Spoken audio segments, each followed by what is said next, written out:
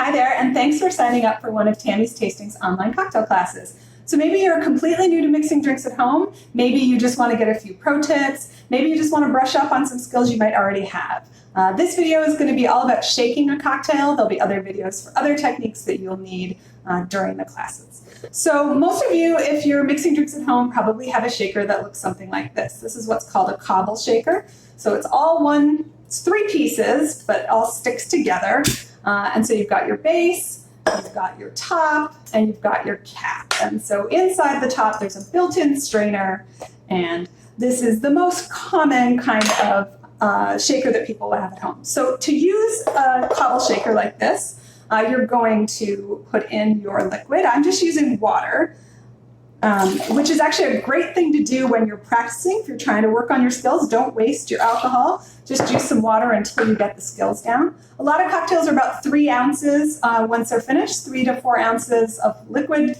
And so that's what I'm starting with in here. And then I'm going to add a generous amount of ice. And this is something that most people at home tend to not add enough ice to their cocktails. General rule, take the level of the liquid, you can't see it in this video, take the level of the liquid, which goes up to about here, and you want to make sure you have ice above that. As long as you're over the level of the liquid, that's usually a good amount of ice to start with.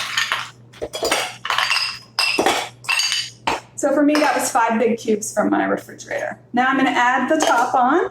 Make sure you press it on really well so that it stays sealed and doesn't leak. And then don't forget the top, otherwise disaster will strike. All right, so I've got that all connected. Goal of shaking, move that liquid and ice that's in here all around the shaker. And so I want to take advantage of the whole length of the shaker, and I also don't want to be fighting gravity. So I'm going to kind of keep it on an angle.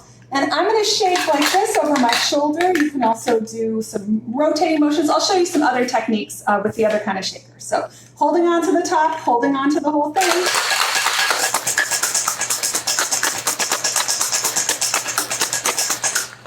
So my goal was to shake for about 10, 12 seconds, 14 seconds perhaps, and really get this nice and cold. So now I'm going to pull the top off.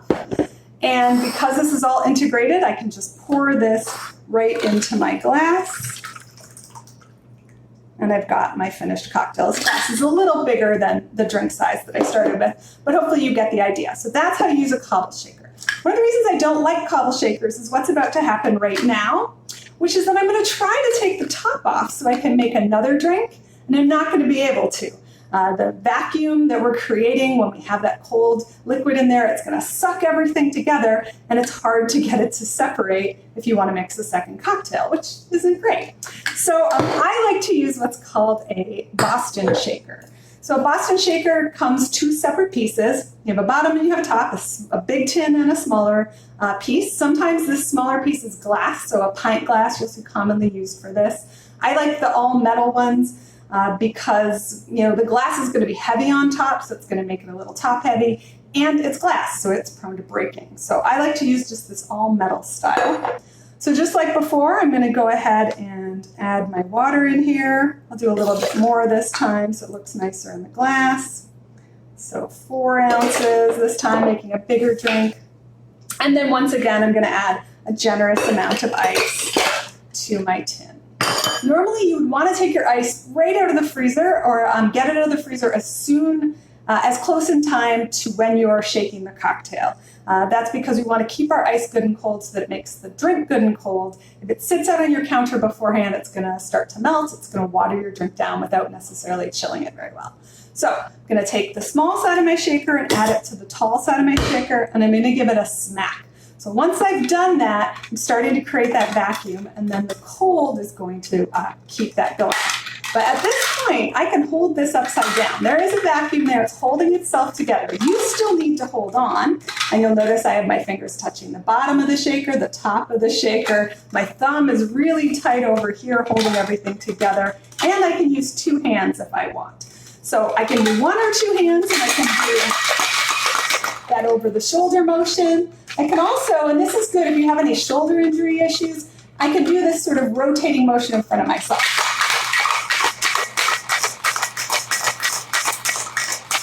So there I am both pushing and pulling as I do that shake. So it doesn't have to be as much motion on your shoulder. So a good one there. And then to release this, sometimes you'll see people smack it with their palm of their hand. And that works best on the glass ones. For my metal ones, they're a little flexible, so I just give a squeeze here, and that releases the vacuum, and I can pop that right out. Now, I don't have a built-in strainer here, so I have to use something called a Hawthorne strainer, which I forgot to get out before I started making this video, so hold on. And we're back. All right, so this is a Hawthorne strainer. It's gonna sit on top of my tin. You'll notice it has little prongs on it. You wanna make sure those prongs are on top of the tin, not stuck down in, because that makes it harder to work with. And you'll notice it has a spring in it. Purpose of the spring is to control how quickly or slowly the liquid comes out and to keep any pulp or ice chips or anything like that behind the liquid. So I can tighten the gate or close the gate by pushing that spring forward, or I can open the gate and just leave it pulled back. So I'm just holding it with one hand as I do that, and I can flip it all the way over to empty that liquid out. All right, so those are some technique tips for you. If you have any questions, feel free to contact me in advance of the class that you're signed up with, and I'm happy to troubleshoot your specific equipment and how to use it.